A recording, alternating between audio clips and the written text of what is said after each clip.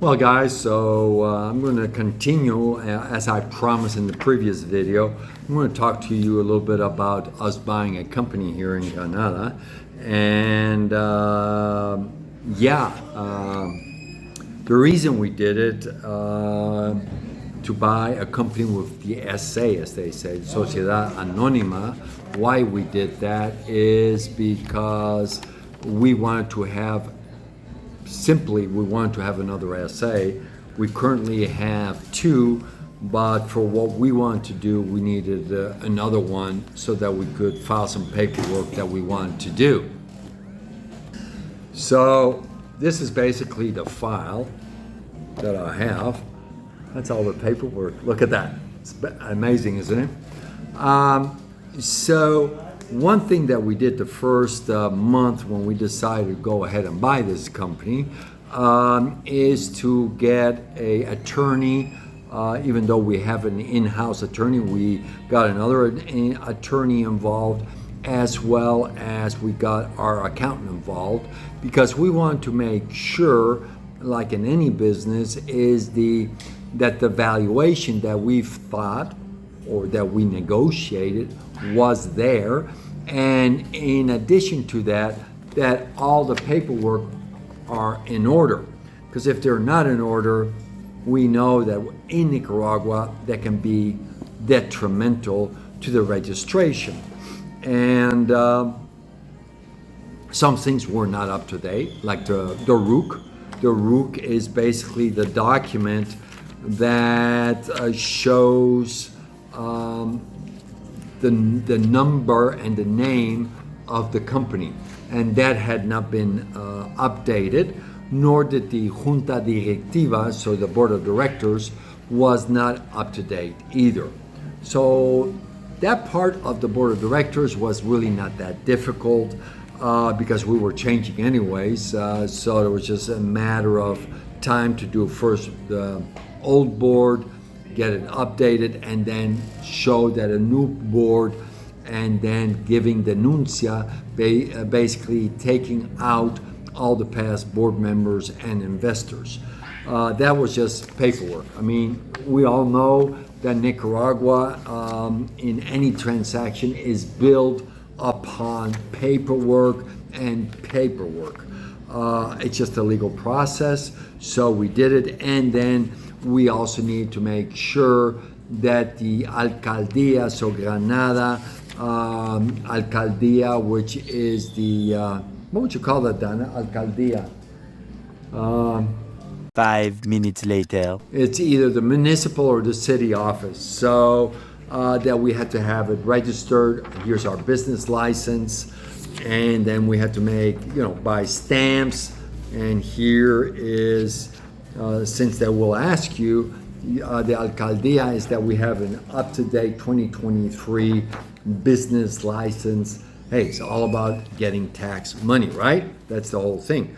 So we went through the process. One of the things that a lot of people might know or not know is one of the things that we did is made sure that the past owners during this transaction also paid off all their employees. So basically, we told them to let go. It's the easiest way to explain it, is to let go all the employees, cancel their contracts, pay their alquinaldo, their seniority, their vacation, pay all that. And that was a significant amount of money that they had to pay. And then we would hire them, which we did. We hired everybody back and gave them a 3-month trial period, because you never know, right?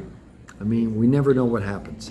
And so that was one thing that I wanted to make very, very sure of, that everybody knew. We, of course, also canceled all the bank accounts. They did, and we made sure that the bank knew that we were the new owners.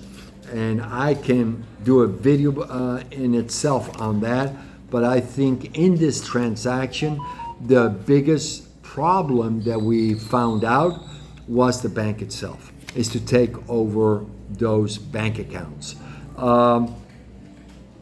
So we had to let go of all the people that had signatures, etc., at the bank, and then get ourselves approved. But they had so much paperwork requirements, and some of them we didn't have because it was still pending with the city or DGI for the RUC. And that took us basically almost 45 to 60 days, and we're still, as of today, 2 weeks later, still waiting for the paperwork so that we can have a POS, which is a credit card system. That was going to take us some time too. Yeah, like I said, lots of paperwork, lots of review, also to review all the contracts that they had, make a purchase agreement for what we were buying, and also to make sure that that could be registered and to have all our cédulas up to date so that we could actually buy that company and register that company. Now, overall, it has worked out pretty good. Did we find skeletons? Yeah, we found a few skeletons. We're working through those, but I think that's the norm. And especially here in Nicaragua, when you're going through a transaction, I think it's the norm that there's always something after the fact when you paid and you put the stamp on it. It's always like, oh my God, we forgot that. So you need to have an agreement also where the seller agrees to fix any and all items that need to be fixed after the transaction has been paid, so that you can fulfill whatever paperwork DGI might need, Catastro might need, the Alcaldía might need, whoever, whatever institution, or the bank might need to enable them to help you correct. So one of the things that we had corrected was that they had not let one of the previous employees rescind the power to sign checks. So we had to request that one. So it's always very, very important to either you obtain a power of attorney on the behalf of the current owners to fix any and all errors in the paperwork, or that they will correct any and all paperwork. So that is the biggest thing that I would tell people, is to make sure that you have a document where you can correct any and all items needed after the transaction has been completed. If you have any questions, you know what to do. Leave a comment below. Look in the description. I'll put some of the paperwork. And yeah, we did it. It's working. And we're still putting more money in because, again, you think it's going to go easy, and then you find out, hey, the computers are falling apart. Oh, we need a better printer. So those things always happen, even in the U.S. So I can say that I'm pleased overall with not only the transaction, but also with the process that with the requirements of the government. It was not that easy, but it's understandable how they did it. Tax-wise, we had to pay, I believe, was $350, $400 in taxes for the valuation. So that was not too bad either. Okay, guys, talk to you on the next one. Thank you. Take care.